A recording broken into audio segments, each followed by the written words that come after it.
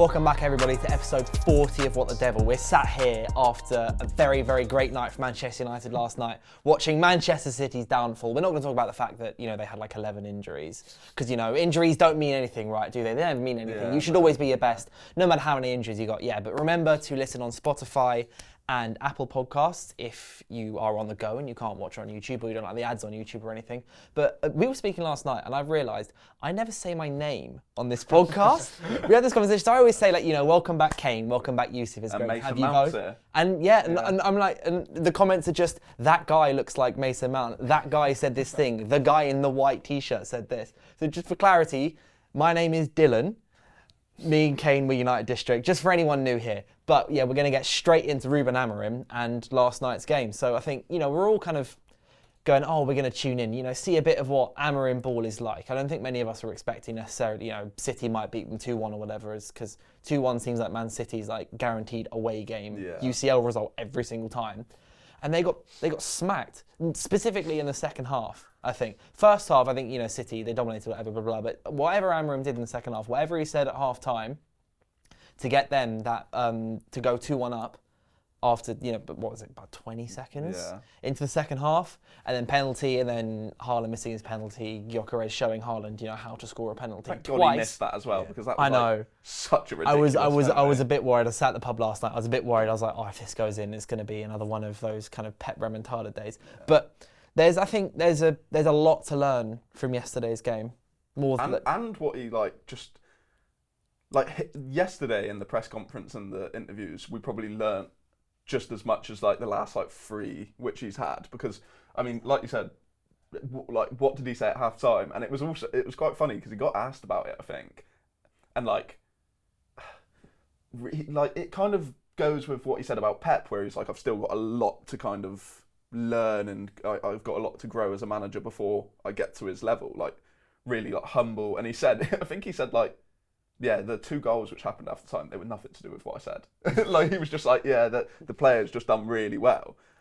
And I mean, Yusuf, we mentioned it just before, but it seems like he's really tries to platform his players, not just maybe with their roles on the pitch, but how he kind of talks about them. I've heard that players tune into his press conferences to listen to what he has to say, maybe about them, maybe about the team.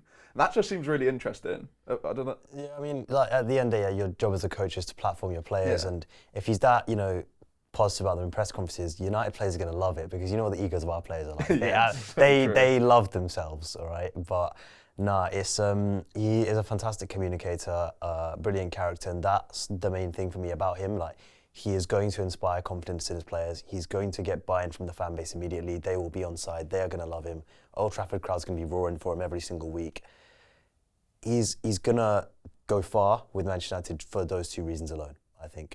I think with his, obviously the amount of questions, the sheer amount of questions he answered last night, I think the 2 most interesting things he said was about United's defence, he said, Manchester United can't defend the way that we did tonight. And I think that he doesn't mean that in a way of the players at United aren't good enough. He's just saying that as a Manchester United manager, I can't do what I've done today because it's Manchester United, it's not Sporting. The whole point of United is you want to dominate, you want to become that dominant team in the Premier League. Yeah, I think as well, just jumping in, I think he also, he got that result, but he also recognised that he was Sporting were quite lucky to get that result. The first half, potentially, just before Gyökeres' goal, it could have potentially been 3 or 4 to City. So it's quite he's quite intelligent to know that despite the result, there's still quite a lot of improvements to be made. But sorry, go on. Yeah,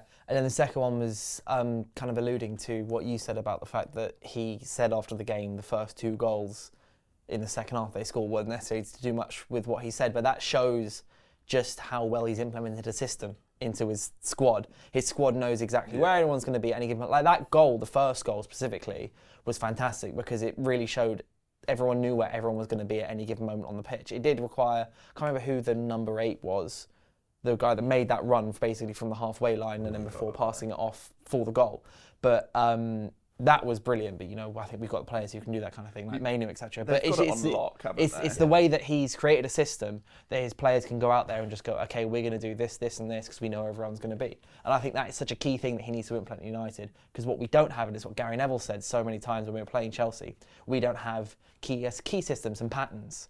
We don't have patterns that the players can fall back into. And I really think that is the key thing that he needs to get right during these opening months at United, because realistically we're going to have to wait until the summer until he can have a proper stamp authority on the squad and have the pre-season, because there's no international tournaments or anything, I don't think, this summer. So he's going to have the summer with his teams and his players to be able to work out specifically what he wants, as well as a transfer window or two to maybe bring in some players and shift out some players. But in the opening months, I think what he really needs to establish more than anything is patterns that his players are able to then fall into and keep a rhythm and keep control of the game and everything. Yeah, so on the first quote, I think another thing to add is that United is a different club. There's different demands. Like you say, we're expected to dominate rather than sit back and circle. And some games it's fine to do that. Sir Alex did it. We've had success where sometimes you've just got to, swallow your pride a little bit, drop in, be a bit stubborn and make it hard for the opposition. But yeah, you don't want to kind of be doing that every single game. And to the extent Sporting did it, you want a bit more intensity, I would say. But then at the same time, Sporting, they had intensity in the right moments, like that second penalty they won. They had the corner and these players just battling to win the ball back, refusing to lose the duel. And you do not see that at Man United. Our players are just not physically at that level. They don't have that same level of fight. But then there's also, I think he can't do what he does Sporting at United. United have got a very different squad. Of course he can't do the same thing he does. And I'm seeing people panic and I'm like, can you please just use your common sense for one moment, okay? Look at the players Sporting have. Look at the players Manchester United have. If Ruud van Amorim goes in and tries to copy and paste his Sporting system to Manchester United, he is very stupid. And Ruud van Amorim is not very stupid, so he's not going to try and copy-paste it. And the patterns point, this leads us to my next point, it's principles over patterns for me. So rather than having set patterns, it's of course handy to have a few, but it's more about the kind of principles of play. So you don't necessarily do the same thing every single time, but there's these kind of overarching principles and you play within that. So Gyökeres, for example, with those channel runs, he's not going to make the same channel run every time, it's not going to be the same pass every time, but it's that same principle of he's going to hit the channels, let's find him in the channels, let's make these runs. It's that for me, rather than patterns. And I think, instill your principles in this Man United team. And I think because he's such a clear communicator and he's going to really get his players on side because of his character, he's going to generate that buy-in. It'll be easier for him to instill his principles than it was for someone like Ten Hag, who a fantastic coach, but didn't have that same warmth to him as a character, wasn't as clear a communicator.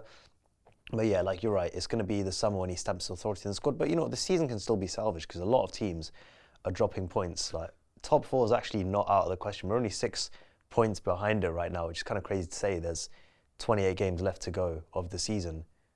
6 points in 28 games. It is possible. Yeah, no, definitely. We are only 10 games in, which is it's not right at the start of the season where you don't pay attention to the table, but it's still it's well early enough to kind of we were pretty close to being able to win that Chelsea game. If that goes 2-1 or 1-0, we're looking at it in a completely different light on one result. So yeah, but one thing that I really noticed last night in that Sporting game was, and I just think it's going to translate to Højlund well, because the way that this Sporting team plays in that game, I mean, they were really they were really focused on transitions, probably more so than they are in most games, because I mean that's how you beat Pep City at the moment, especially without Rodri. So.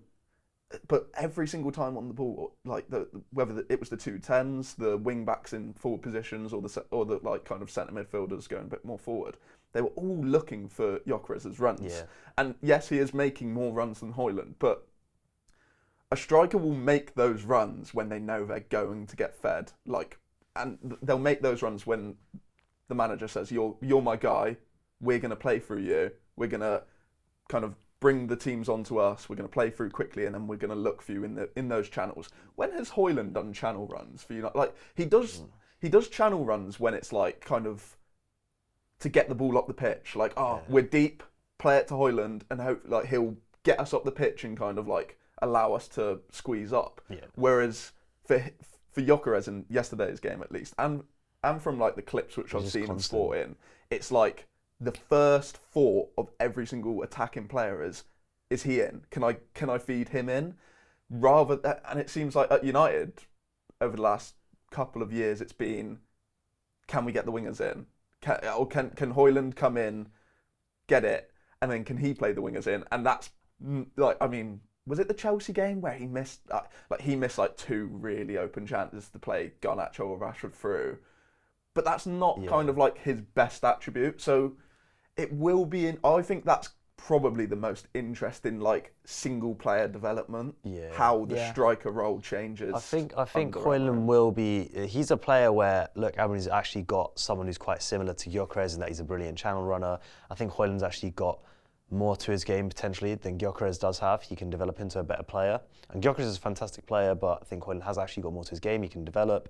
Obviously, he's not there right now, but I mean, he's got room to develop. So he can use Højlund the same way. But then you look, like I say, you look at the rest of the squad. Like he's gonna have to find different ways to do things. Even in his sporting teams, his sporting team when they had Ugarte in the team played in a different way before they had Gyökeres. Obviously, it was last year summer Ugarte left, Gyökeres joined, and he changed the way they played. So even his sporting teams like have not all been exactly the same. So if he says my sporting team and my United team, they can't be the same, well, yeah, obviously they can't be the same. It's funny as well because it's like when everyone loved Ten Hag before he came to United and he was at the end of Ajax, no one wanted him to play the exact same way that Ajax were playing. They wanted him to bring most of that and kind of like adapt to the Premier League, adapt bits and pieces. But maybe the people who didn't like that Amorim quote, which was a little bit out of context last night, was because of like they've been scarred, that they expected one thing from Ten Hag and they got something completely different. But Ten Hag went quite far away from, like he said like, I will never be able to play what we played at Ajax. Even his Ajax team, his 2 Ajax teams played differently. Yeah. So you play to your strengths anyway. Yeah, exactly. And this is what I say. Like it's a balance. The players you have pretty much define like what you can do. Tactically, you can't force a player to do something they're not capable of. I know it sounds very simple, but I feel like people actually don't understand this. They think, oh, give him this tactic, he'll do this. If the player's not capable of it, the player's not capable of it.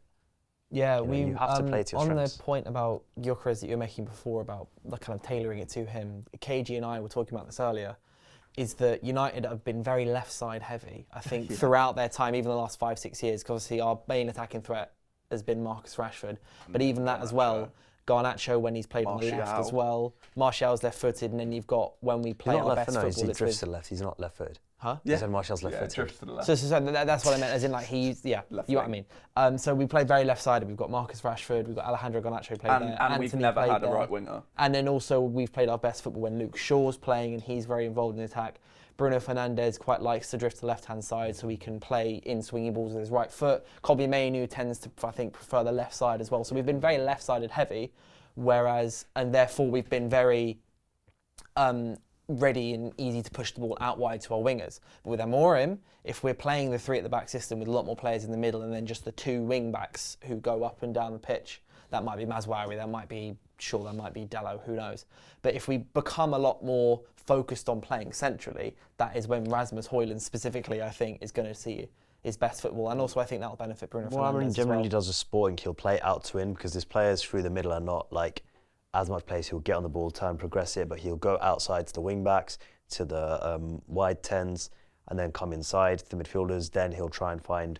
Because there's different ways to create space. I mean, at the end of the day, it depends on the strengths you have. So with United, if he's got someone like Mainoo and Casemiro, he might play through the middle a little bit more because you've got players there who can progress the ball. Casemiro, I think, has actually progressed very well for his passing this time. United, I think, honestly, outside of Liverpool, he's actually been quite good this season. He's been decent. He actually has. That pass to Højlund was really good. And for the penalty? Yeah. And crazy cross. That's kind of what, like I was saying, like first thought there was to play to Højlund, and he's actually making a run in behind because he knows that he's making that pass. And you've got someone like Mainoo who you'll get, given the ball, he'll turn, he'll get it up the pitch. He might play for the win a bit, but then he's got players on the sides. There's different ways to create space, and he will use those ways to create space, but at the end goal will be to find Højlund, to find Rashford in behind. And that's the best way to use him. That's how he'll get the best out of them. Another big choice that Amorim's got to make though in the next few weeks is the future of Ruud van Nistelrooy. So Van Nistelrooy said on all accounts he wants to stay at the club. And understand that he said, if the club are going to get back to the top, I want to be part of it. I want to help the club back on that journey to reach the top on the pinnacle, which is ultimately obviously the goal of everybody at the club. But at the same time, he is a big character and a big personality and also a big media focus, especially, he's been a big media focus ever since he joined. And there was always talk that, it's Ruud who takes over, from when Ten Hag sacked. This is obviously before he was sacked.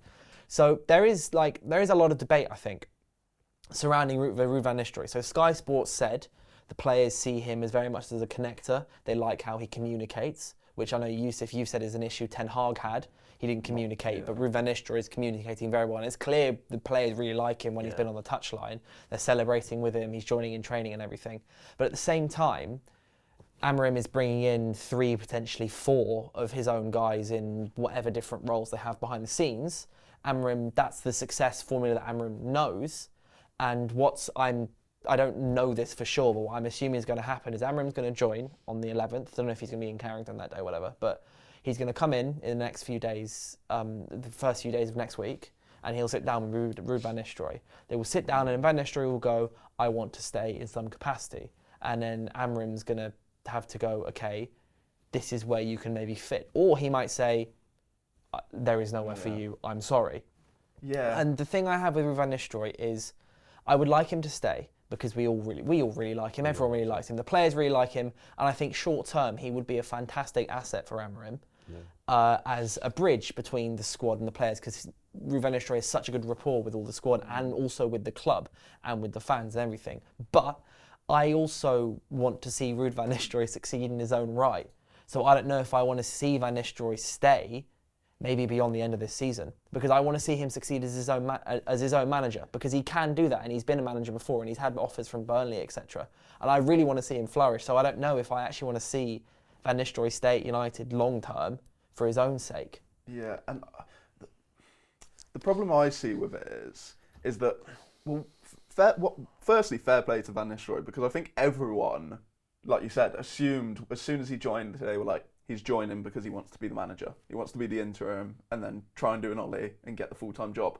And he's literally just come out and said, like, he's got the interim and he's like, I accept that I'm going back to an assistant role if I stay. I'm happy to do that. I want to help the club. I don't think anyone really expected that, because everyone was thinking, oh, he's only taken an assistant's job to potentially have the chance of getting the manager job, and that's proved to be false. But the problem, I think, is it's not just that Amorim's bringing in his own guys. It's that, like, he rates his guys so highly. Like, they've been, I think his 2 like main assistants have been with him since he started, and also, like, I forgot the exact quote, but his number 2, he's like, he thinks that he's going to be a better manager than him someday. He thinks he's going to be really high quality, and it's like, well, then Ruud's probably not going to be an assistant coach in his setup, because I think that's 2 assistants he's got, and you're not going to have 3. I don't think. 2 assistants and a head of sports science he's bringing in, I think.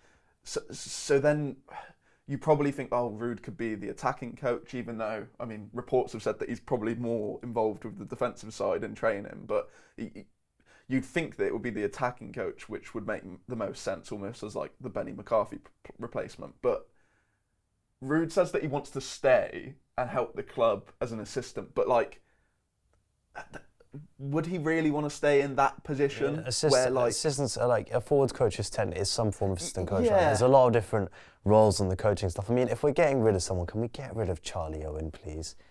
You know the guy in charge of physical conditioning. Yeah. Since 2018, he has been here. We have had however many managers, all right, and somehow this guy has survived, despite the fact this squad, or all these squads, have been horribly physically conditioned. Yeah. Why have we not gotten rid of him and brought in somebody who is good at their job? No offense to him, but like, you know, these players are so badly conditioned. I have no idea how he has survived. But yeah, no, sorry, that was just that was a little detour. Back to the point on Ruud. I would personally like him to stay. Long term. At least until the end of the season, because look, he turned down head coach roles to come to the club. He loves the club. He's Ruud van Nistelrooy. Also, like, in a serious sense, he is clearly very valued by the players. And you never know, like, if Amorim comes in and says, right, I don't want this guy, gets rid of him, might not be, the best platform to start with the players on. Yeah. Maybe, but potentially, I mean, he'll get him on side, but something like that might, it might unsettle a few players, might not make him too happy. I think also Ruud is clearly very good for money. If they're on the same wavelength, all right, if Ruud is like, I'm happy to help you however you need me to help you, and Amorim's like, I like this guy, I like his ideas, I think I've got a place for him in my coaching staff, keep him, at least until the end of the season, then yeah, go and pursue a head coach dream. But if they don't work, they don't work. I'm not going to say force keeping him, that would be silly. The one thing I'd say on that is I could not care less how the players would feel if Ruud van Nistelrooy left. No, but at the end of the day, it's important. Just in the way of, if let's say Amorim goes, look, there is nowhere that I can fit him in that doesn't like kind of mess things up a bit, or it feels like it's a bit like too many cooks scenario. And if some of the players are like, oh, why has you got rid of him? I mean, it's a new manager, new coaching staff. Get on with it. Like, if Ruud goes and you're sad, fine. Sure, but if a player starts sulking because Ruud van Nistelrooy is not there anymore, that doesn't look good. It doesn't look good in the eyes of Ruud. It doesn't look good on them, but at the same time, you want to get off to a good start. Yeah, you do, and I think he would, as I said before, I think he definitely would be an asset for Amorim if Amorim keeps him. But if Amorim doesn't keep him, I'm not worried about what the squad's going to think, because they're going to have much bigger issues than Ruud van Nistelrooy being or not being there over the next 6 months. And I hope Amorim tries to do what Ten Hag did after his first season, like get in line or. Yeah, quite a hard. I think Amorim will be better with that approach than Ten Hag was again because of his character traits. I think Amorim will be a little more diplomatic with it. I said this last week. Is that I do hope that he has that kind of same kind of you've got to buy into my idea, but also hopefully it's not like he's maybe a little more diplomatic with it because he's not the manager, he's the head coach. He didn't have that kind of warmth about him. Yeah, I think Ten Hag was a bit cold. Maybe that's a better way of saying it, the more diplomatic, just a bit more warm about kind of getting players to buy into him, because he's going to have to get players to buy into him. That's what any new manager does. But I hope he doesn't necessarily say, I'm going to stay here and I'm going to keep everyone who is 100% with me, and anyone who isn't, you're gone. Yeah, it's a two-way relationship between the players and the head coach. Yeah, and I mean that Athletic article Ten Hag's part said Casemiro and Varane actually went to Ten Hag and they basically thought he was doing a bit too much with his kind of man management stuff, and Ten Hag just told him, right, get on with it. And I think, granted Casemiro and Varane are used to very different things, but I think when guys like that, right, are saying look, this isn't working, obviously as a manager you can only take what your players say into consideration so much, but someone like that you should consider it, and I feel like Ten Hag was not considerate of those kind of things. There were some players his management style worked for. Players like Mainu and Garnacho really liked what he was like, and they really appreciated him, but then some of the more senior players clearly didn't like him as much. I think in that article as well, it mentioned that every single player did every single bit of training, and some of the senior players, especially some of the senior players, thought they were doing too much. And it doesn't reference any players specifically, but I'm kind of assuming that's Casemiro. Yeah. In the way, because obviously Casemiro's fall off last season was cataclysmic. But this season, as we've mentioned before, bar that Liverpool game, he's actually, especially the last 3 games, he's actually been fantastic. Yeah.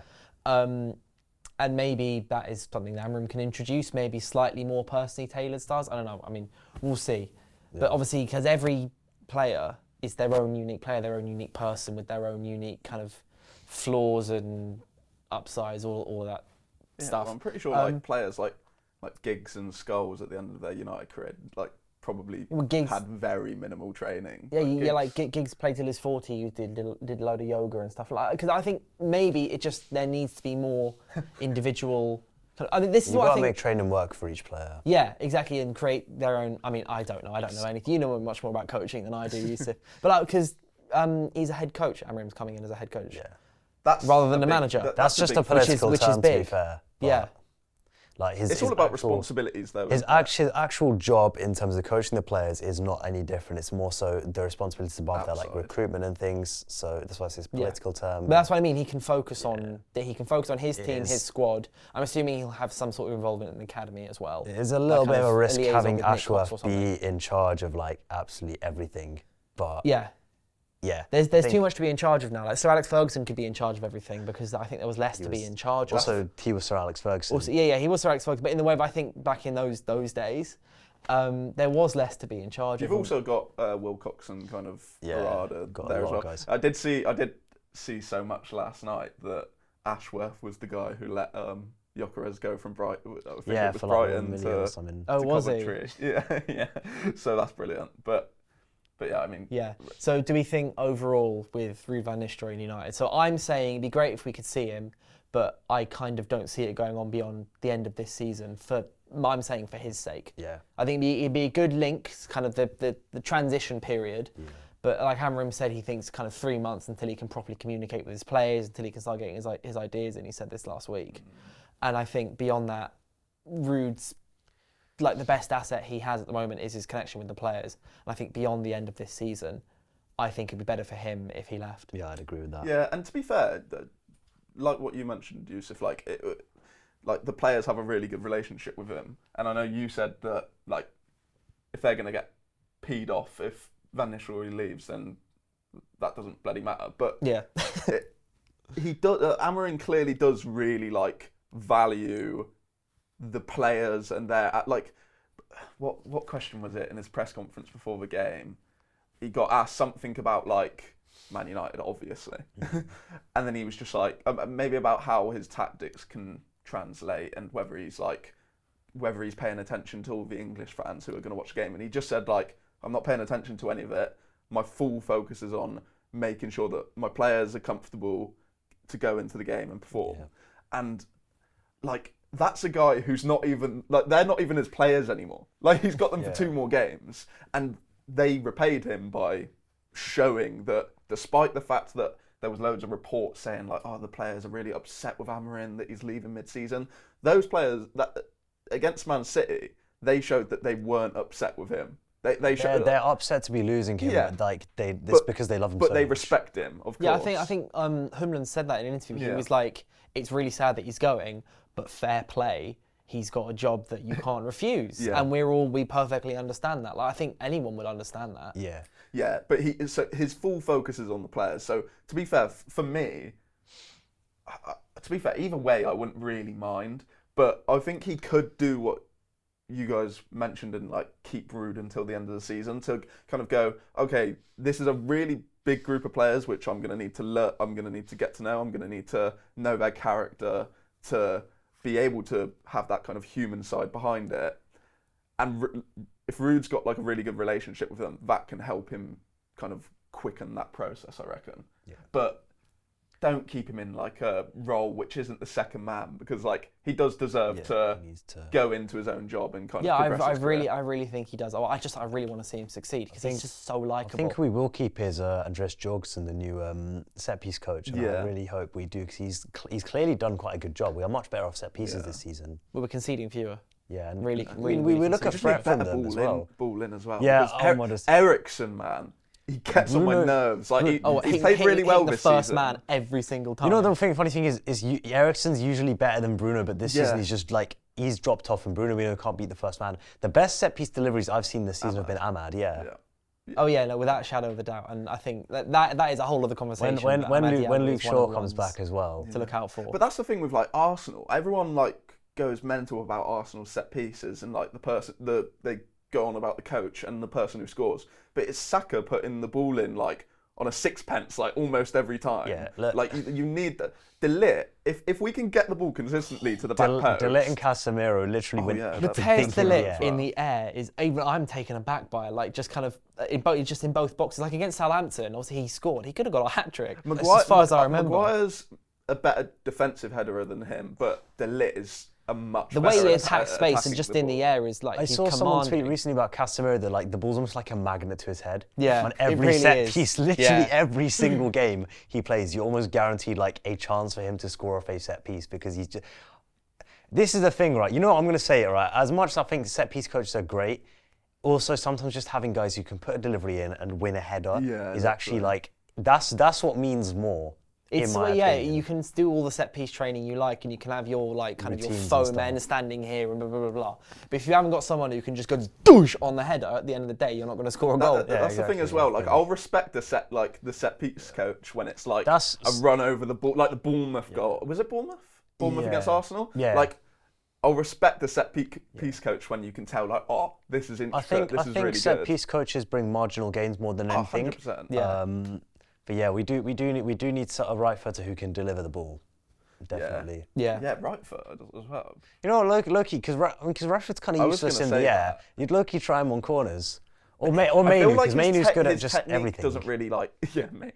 I feel like Rashford's technique doesn't really suit corners. He knuckles it. Rashford's Rashford's not graceful with the way he hits the ball, like from dead balls. Like he tends to be quite like sharp shooter. Yeah. I don't know if that will work. Although his for a corner. cross-field balls are the best in the squad. Yeah, and also to be fair, they're amazing. He when he cuts inside, he can whip it on his side foot quite nicely, like the cross to Xerxes against Liverpool. So we could give it a try. Yeah. But there's not like he wins better headers, options out there. I think. Yeah, no, we do need someone, but yeah, we've gone on a tangent. Yeah. I was going to say, so bringing it back, one player we do need to talk about, there's been a lot of discourse over him this season, is Alejandro Garnacho. So Garnacho is, I believe, our like highest goal scorer and assist combined. He's got like 10 or 11, I think. I think he's got so six far. goals, 6 goals, 4 assists. Six goals, 4 assists. Okay, so 10 goals so far this season, 16, 17 games. And I like Garnacho. I always have liked Garnacho because I like players like him who are just kind of fearless. They do not care what's going on. They're going to run, blah, blah, blah. But against Chelsea, I have to put my hands up and say that is probably the worst performance I've seen from him in his 102 appearances for Man United. Just not even necessarily the missed chances. It was just the overall game didn't seem to quite be there. Like kind of he wasn't feeding in the right people, he wasn't getting in the right positions, he wasn't choosing the right type of shot. And you could tell it from like the first few minutes. You could really tell as well. And then he stayed on when Rashford came off for Ahmad, which I thought was a bizarre decision. But that is what it is. Ruden's an interim manager at the end of the day. He's not the main gaffer. But I think just there is a conversation to be had about Garnacho about kind of should he be starting all the games he is at the moment, or is he better as an impact sub? Because I know how much you like him as an impact sub. B, kind of where does he fit under Ruud van Amorim? And then C, kind of long term, let's say regardless of Amorim or not, like where does he sit at United? Because there are people who kind of go, he's completely overhyped, all he does is run, which I disagree with entirely. I think he is a great footballer and he's 20 years old, and to get 100 appearances under your belt and do what he has done, because last season he started 37 games in a row, which is insane. Yeah. That's completely insane. And scoring in the FA Cup final, like kind of having he chased the ball down when City had their problem at the back, but he was the one who chose to chase the ball, running it down. It's so useful. And he to played have. a big role in the Mainu goal as well. Yeah, for sure. Like I still think he's a good player and definitely worthy of being a Man United player. But it's more we need talk about the immediate and the future under Amorim, the future regardless of Amorim. Where does he sit? Because I don't think he should be playing as many games as he is at the moment. So it was funny actually, because after that Chelsea game, I think it might have been a couple of days ago or whatever, but I looked at an old video that I posted it on District just after the Community Shield, and it's just like my view is the complete same. That this kid, like you said, 37 or 38 or whatever games in a row last year, started probably overall 48 or something, and he played 50, 55. He played way too much football last season, and you could see even though he did he still brought it in the biggest game of the season. You could see that it was kind of chipping away at him, and you'd go, well, hopefully. I mean, we were told that Xerxes might be able to play on the left or right, be a bit more fluid. Obviously, that hasn't worked so far, but you thought with Rashford hopefully getting back to form, Ahmad actually coming in and playing more of a part, which he hasn't played massively yet. You thought, okay, Garnacho next season, 30 to 40 starts, but a lot of maybe subs off the bench, coming or starting and then coming off at 60, so he's not playing full 90s. But it's gone back to, and the kid's had obviously he's had bad performances. Even though he's getting the goals and assists, he's had bad performances this season. But also, like, 6 games in a row, he's had strapping on his knee. And obviously, no one's an expert. That could be, like, really minimal. But it just seems weird to me that, like, we're relying so much on this kid. And, like, even though he's a really good talent, like he's not a huge talent where you go, we've got to throw all of, like, this potential development out the window and we've just got to start him every game because he's, like, that good. Yeah. Like, he's not like elite talent. So I think you can still afford to go, okay, even though Garnacho, like, has got a few goals this season, a few assists, we can afford to put him on the bench for a few games and bring him off the bench. Not least because he's the most dangerous player in our squad off the bench. I think I saw someone say that, like, 3 or 4 of his goals and assists this season, so, like, almost half, have come in those first few games when he was starting on the bench before Ten Hag got him up to speed to be able to start every game. So yeah, like my opinion's the exact same that it was in the summer. He's a really good talent, but not a talent big enough or ready enough right now where you go, screw it, he's starting every single game. Like Yamal kind of thing. Like, I think that kid's playing too much football. Yeah. But you do also go, he's kind of one of the best right wingers in the world. With talents at that level, what development do they need? Yeah. Like, it kind of. Yeah. So it's like he's not there. Like, he's maybe the level below or, like, in between, like, the 2 levels below. Like, he's a really good talent, and people might complain about, like, technical bits and pieces, but he's got probably the most important thing for a young kind of talent, and it's the mentality. Yeah. So he's got, like, really good things which can help him in his long-term career. But if he's starting 50 games 2 seasons in a row from 19 to 20, when you've got Ahmad who hasn't started, and I know I've banged this drum, like, a few times now, but, like, if you've got another talent who's pretty good as well, he's actually probably more ready than Garnacho. Yeah, is more ready than Garnacho right now. If you've got him, then there's no excuse for one out of those 2 players to be overused. Like, I mean, like I said, his knee injury could be bad. Like when we overplayed Rashford a few years ago under Ollie, and he had, like, the back injury. And at the time, everyone was like, Rashford, he's playing through injury for United. Get in. And now everyone complains that he can't dribble the same as he did in 2020. Well, he can't do that because he was starting every game under Ollie. This is a long tangent, but, like, it's just so annoying because I just see Rashford in Garnacho. I see that back in the day it was, Martial's lazy, Rashford's the one. Rashford works so hard for the team. We love Rashford from, like, loads of a lot of fans. And now it's the opposite way round. And obviously there's a bigger age gap, but Garnacho will be that guy if he keeps on getting overplayed while he potentially has injury issues. I don't know. Yeah. But let's get them rotated. The way I look at it is, look at last season's PFA Player of the Year, Phil Foden, and think about basically the first 3 seasons under Pep was just a consistent barrage of, why isn't Foden playing more? Why isn't Foden playing more? Why isn't Foden playing more? And then we got the answer last season, because when Foden's 23, 24, however old he is now, he becomes one of the best players in the league. I know this season he's had a lot, like, he's not been as fantastic as last season, but he's still now developed into one of the best English players and one of the best players in the league. Yeah. And it's because he was somewhat limited in his performances. He still got plenty of minutes under Pep, but I think a lot of it was he wasn't starting. And it doesn't even need to be that far. Like, it could be somewhere in the middle. For sure. I feel like there's...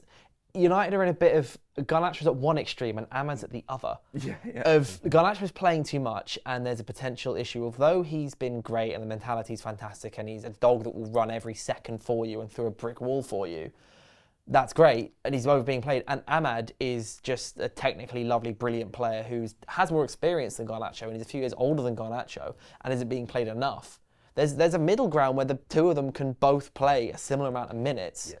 Garnacho will be afforded rest and time to develop at his own pace, and Ahmad will be given the chance to continue the development that he started when he was at Atalanta, and then obviously had all his loans, and then really kicked off at Sunderland and towards the end of last season. And I guarantee you, if Garnacho from this point on in the season started 60% of the games, but came on in the other 40%, he'd score more and assist more than if he started all of them. 100%. Because it's like people like kind of forgot what happened in Ten Hag's first season, where like everyone loved Ten Hag subs, and it like during that first season it was like Ten Hag's a tactical genius because he like makes subs in games and we score goals. And it was like obviously it was good from Ten Hag, but it was 90% Garnacho.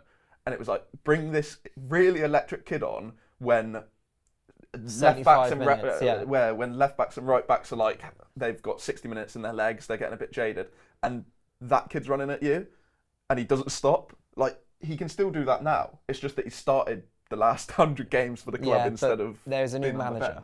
And I do want to move on to, I'm going to pivot towards you, Yusuf, with this, of what about Garnacho specifically under Amorim? Because Amorim doesn't play, well, at least so far from what we have seen in the media, we're not going to play with like wingers. With winger wingers. His so where does he fit? 10s, a lot of times they will be wingers starting in those positions. And for Garnacho, I could see him in those one positions. I think it'd be good for his development to get some minutes, starting more centrally, just to round out his game a little bit more. I could genuinely see him starting a few games at wing back. If we go with the back three, I've heard a lot of people say I think Amorim will go to the 4 at some point, but if he does go to the 3, I could see Garnacho starting some games at wing back. He does run a lot for you. He will need to learn to pass the ball a little bit more. I think with Garnacho, you know what it is, okay? He makes a lot of decisions. Fundamentally, it doesn't come from a bad place. He wants to take responsibility. And I would rather have a player who wants to take responsibility, is a little bit selfish, but you can't coach it out of them, than have a player who just delegates everything, doesn't want to take on the responsibility. I would much rather have the first player. So fundamentally, Garnacho's issues actually come from a good place, but it's just become too much. It's become too selfish. He needs to, I've said this 1,000 times, core and hip strength, that will literally change his entire game. If he hasn't, because he will balance better, he will strike a ball better, balancing better will help his first touch, all of that. But for Amorim, I think Amorim will like him. I don't think he will start every single game, but I think a period on the bench will be good for him as well. Yeah. To rest, like you said, but also for him to understand, right, actually I've got to fight for my place a little bit here. I can't get away with stuff like the Chelsea performance where he's just, I know he wants to take the responsibility on himself, he's refusing to pass. And I think actually it's part why he stays on. And also, like, I don't know if it, like, I saw kind of people arguing about this, but obviously he started on the right and went on to the left, and it seemed like people were saying it seemed like he kind of asked Rashford to swap. So that's kind of like where you go, obviously he's doing well, but he needs to kind of know that. Also, he was really good on the right last season, I thought. I'm going to say, Rashford, you're the senior player. Tell him no. Yeah, that's so true as well. Well, Casemiro gave Garnacho a bollocking, and I think I loved it, and it was needed. To be honest, I hope it's a wake-up call for Garnacho. But yeah, I think a period on the bench will do him good. Like, just humble him a little bit. Be like, right, you've still got to fight for your place, and just learn Amorim. But yeah, I think in one of those inside 10 positions or as a wing-back. But I think Amorim has at times used wrong-footed wing-backs. I was just about to mention this. Which wing-back? Because if he's right-footed, I think he'll be left. You think he'd be left? I think it'd be left because Amorim. I mean, Garnacho can play on the touchline anyways, but Amorim has used wrong-footed wing-backs. At points, like I said, he'll go outside to then come back inside, and if he goes outside to a wrong-footer, opens up the angle quite nicely to go back inside and go forwards. Also, when he's played right for us, I feel like he likes to drift in more. Yeah. Whereas on the left, he likes holding the width. It'll be quite funny because if Amorim does try that, you just know, like, people, like, certain people will go, Garnacho wing back, but in possession, it probably isn't too different to what he's doing at the moment. I think out of possession, it would be a bit of a struggle at points. Yeah. I think, to be fair, apart from that Chelsea game where he was quite poor defensively, he does the running. In terms of the positioning stuff, it might be more struggle, but I think he'd only do it against weaker opposition. But yeah, I think he will not start every game. I hope he doesn't start every game because I think he does need that rest. Like I say, I agree with you guys. He's a massive talent, but shouldn't be playing every single game right now. We've got Ahmad. Ahmad should really be starting most games under Amorim. He should start next week. I think for sure. That's one thing that. I don't know if I mentioned this earlier, but one thing from that Sporting game is like we don't have a lot. I don't know if we have a lot of players who can play those roles, or if we're going to play how that Amorim team played yesterday. I don't think we have like too many players who suit those two roles behind the striker amazingly. Like maybe, obviously, probably all of them. Like you said, Garnacho could probably do quite well to learn some stuff from playing there, but just Ahmad seems to suit it like a glove to me. Yeah. Like the everything He those can two go tens inside, were but doing. also Ahmad can go wide, which the 10s will do sometimes, and I think like he's just Into comfortable play, with those, yeah. He dropping. Like I noticed, like this might have been a strictly kind of Man City thing because they wanted to kind of congest, but like I saw them like dropping a little bit deeper to help progression and stuff, and it's like I think it will be him and Bruno to start with. Well, we'll see. You never know. But it might be Xerxes, who knows? Like, but I want to move on to just get your score predictions for the next couple games. So we've got PAOK and then Leicester before we next film. Game. So the Leicester one. No, PAOK. do you think we're going to lose? No, I said I'm going to go to the game. Oh, I thought you said we're going to lose the game. I was like, that's a bit wild from you. But we need to win it. Let's remember. We do very much. We need to win the next 5, realistically. Yeah. I mean, we need we'll four wins win out the both next games. 5. do you know? I just find it so funny that like people like this new format. It just means that the games don't really mean as much as long as you're a serious team because you'll get a few results. Also, there's so many entertaining games you want to watch it. Like they're on at the same time as each other. Yeah. But I have my laptop, my iPad, TV. Like I'm living in heaven when I'm watching the games. But it's like a must. Like it's not a must win because it is a must win. It's a must win. I'll be honest. It's a complete. Okay, what if we don't win? Three draws from 3. If we don't win, I'll be honest. we've got 4 points and we're potentially out of the we've still got playoff 4 games left. Yeah, but we'll still, be 7 you don't points want to away have to be from like 8. No, I'm not saying Definitely a must-win game. I'm not saying it's like I'd be happy with us losing, but the group table, like 24 teams go through. I'm saying but you might no, need to, 3 or 3 draws. 8 go through, and then 16 play a playoff. Yeah. I'm saying you might play a playoff. I don't want to play the playoff, to be honest. Okay, well, if we want to get in the top 8, which is what we want to do, it's a must-win game. No, they all are. My whole point is we can't afford to draw or lose this new this. format basically means unless we absolutely stink it up and like lose the next 2 and draw 1 and only win 1, then that I feel like that's the only way we're gonna like actually. We need to win the game. I'm just saying. I think the format just means that it's like we're more likely to go through even if we lose the game. Kane. No, we need to win because you said we can drop a few poor results, and we've done that now. We've had 3 results where we were winning in all 3 of those games, and we drew them. So we need some points on the board. If we've got 4 points after 4 games, so therefore you agree we need to win. No, I agree we need to, but I still think we can get through without it. I'm not saying I want us to lose. How about we all just say we want to win the game? Yeah. I think it'll be a fun game. I want to see Ahmad start. I want to see Højlund start. I want to see potentially like Casemiro rested, or just like a couple players rested, a couple maybe, just a sprinkle of youth in there in the second half if we're doing all right. And then Leicester game, full strength, hopefully we'll win that as well, and then see Rudolph in the managerial position at least. Yeah. We're in style with a win. I think like 3-0 against PAOK. Getting a clean sheet would be nice as well. Yeah, it'd be lovely. And Arnold's had a few, to be fair. It's like 5 or 6. Yeah, he should have had like more. He's been probably our best player. He's been one of them, yeah, definitely. I mean, there's not too many. I'd argue De Ligt, but De Ligt has been good. I think Yeah, he's been Arnold's better. been good. I've seen someone put him in a team flop of the season. I was like, I just ignore. No, he's been class. Well, he's our class defender. We don't care what anyone else says. So 3-0, and then I feel like Leicester will be similar to not as high scoring as the cup game. So I'll go 3-1. I was thinking 3-1 as well 3-1. for Leicester. I'd say 1-0 in the. I'll go. I reckon 2-0. I reckon 2-0. I reckon. 5-0. It would be nice to continue like getting some goals. Like It's what we need. we've scored 9 in 10 Premier League games. Like that is like it's pathetic, and just keeping on. Like obviously we scored 5 against Leicester, 1 against Chelsea. A difficult game. It would be nice to continue like potentially high scoring, but just the momentum for the players, because momentum's so important. It's just really annoying because we're actually making chances, we're just not scoring them. Yeah. Well, thank you very much, Yusuf and Kane, for coming on as always. Remember, my name is Dylan. And thank you very much for watching episode 40 of What the Devil. Let us know what your score predictions are below, what you think about Garnacho, Amorim, all that. Let us know in the comments. Apart from that, we'll see you next week.